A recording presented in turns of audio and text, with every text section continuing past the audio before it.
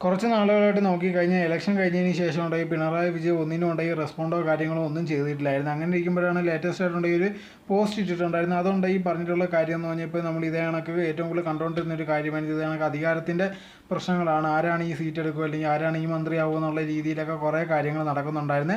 അതിൻ്റെ ഇടയിൽ ഇതേ കണക്കുണ്ടെങ്കിൽ പിണറായി വിജയൻ പറഞ്ഞൊരു കാര്യം എന്ന് പറഞ്ഞാൽ ഇതേ കണക്ക് വിദ്യാഭ്യാസ വകുപ്പിൻ്റെ ഒരു പ്രശ്നമാണ്. ഇതേ കണക്ക് കുട്ടികളുടെ കാര്യമുണ്ടെങ്കിൽ ഭയങ്കരമാണ്. ഇനി എഡ്യൂക്കേഷൻ നല്ല രീതിയിൽ പോകണം. അതിൻ്റെ ഇടയിലാണ് ഇതേ കണക്കുള്ള കാര്യങ്ങളൊക്കെ നടക്കുന്നത്.